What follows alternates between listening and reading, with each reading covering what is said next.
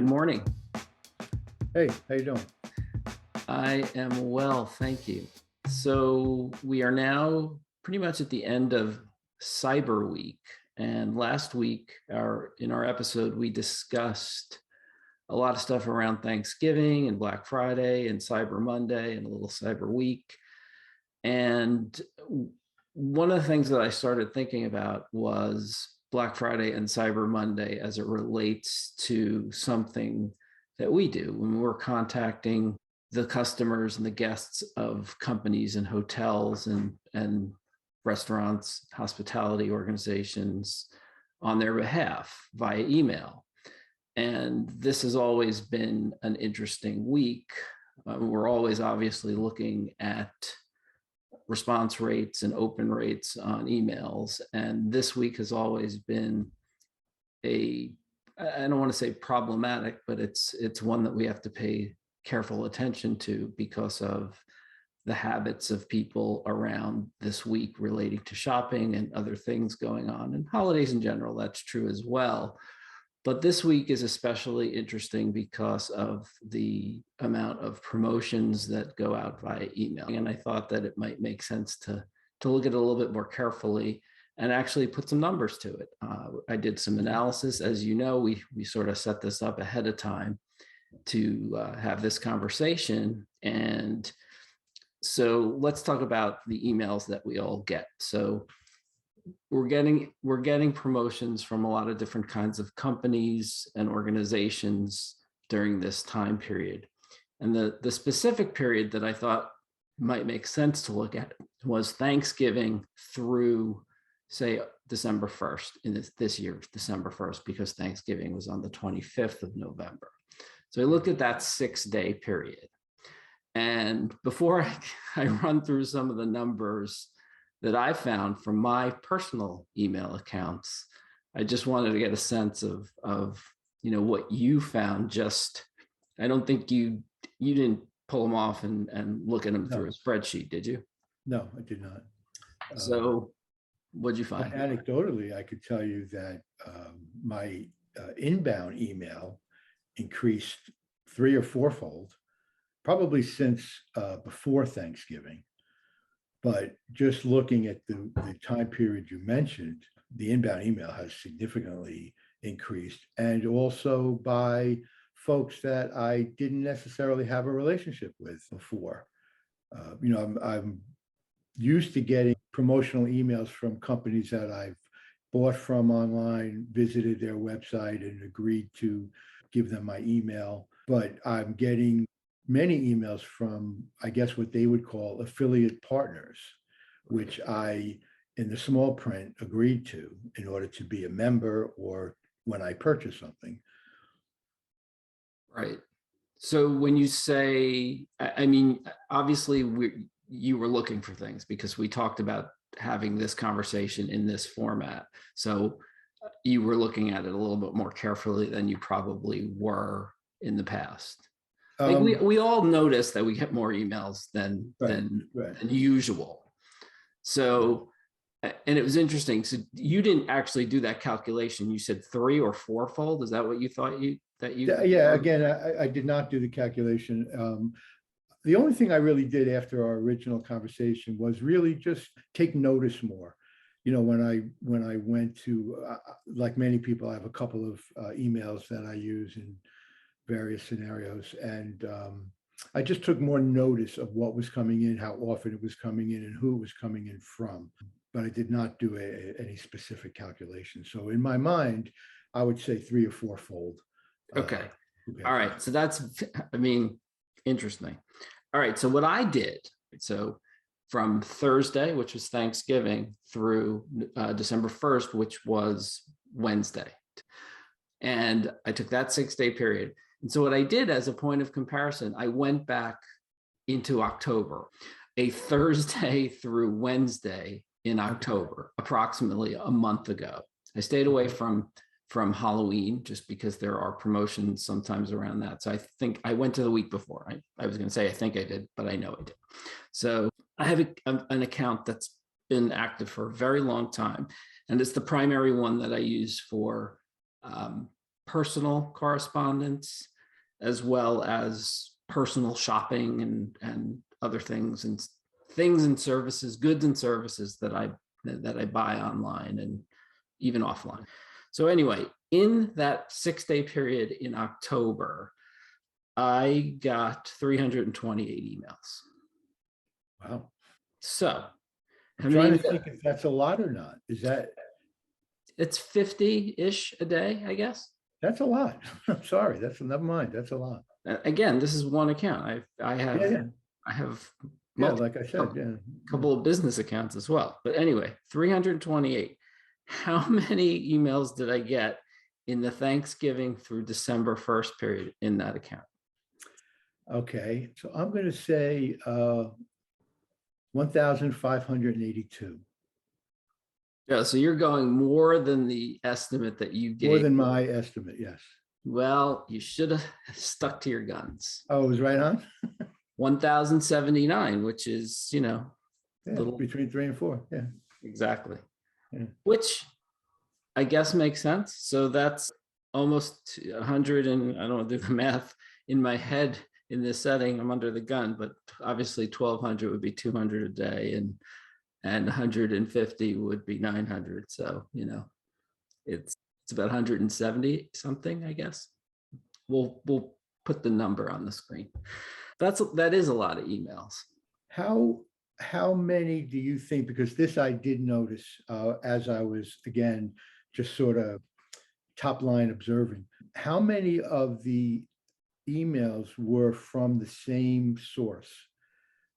Okay. For either for representing the same company. The numbers are crazy. Yeah. The numbers are crazy. There's one that had over 50. So they're sending almost 10 a day That's nuts. during Wow. that period, right? And I these, was going to say, I'm I sorry. actually categorized them. I went through all of them. We wrote a script, downloaded them to a spreadsheet, and then categorized them by type of email. So I had 3 categories that I marked. So the first one I called just regular. It's typical emails that I'm getting that I would have gotten back in October, just account information, newsletters, whatever I'm getting on a normal basis, bill paying and all that kind of stuff. And then I had promotions.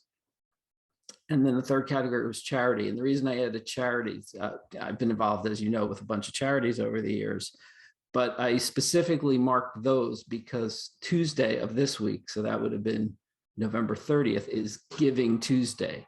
Charities sort of got into the act on Cyber Week and decided that, as long as people are selling and spending, people are selling, others are buying, consumers are buying, we should get in on this and possibly capture some of the money that's being spent by, having an event within Cyber Week. So Tuesday was Giving Tuesday, and there were a lot of emails related to that. So those are my 3 categories.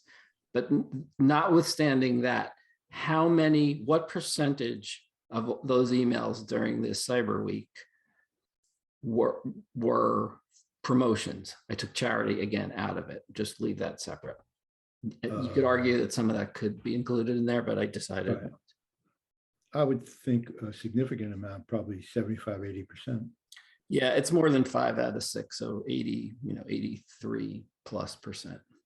Yeah, crazy number. So you think about it, it's like, all right, so the company that's sending almost 10 a day, what's the thinking? Like, throw a lot of darts at the wall and try to connect with somebody. But it's almost like it's like a fight. They're fighting among themselves. Well, they're fighting amongst themselves, but they're fighting all the others. They figure that these emails are going to be coming in every few minutes, and everything's top of mind. So we got to get in there. I don't think it's like they don't think you're going to forget. That's a good point, because there's one retailer, a major box retailer, that is on, in my opinion, one of the worst offenders of this, because I do get several a day from this one retailer. And what I thought was interesting, they always change the promotion or the offer. There's a different code, you have to punch in a discount code. Within the same day they change it? Yes, that's what why I was bringing that up, because it makes me think when I did want to, engage with the email and see what it's all about, maybe buy something for me, a gift or whatever. I'm thinking, well, which does it pertain to now? Because sometimes it pertained to a certain category of item.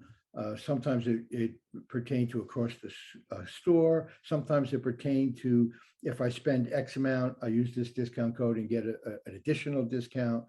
Sometimes you had to purchase enough to get free shipping. It was always different, because I did look a little closer based on our forthcoming conversation. And I found it, besides a little overwhelming, just confusing and annoying. It got to the point where I just don't want to deal with it.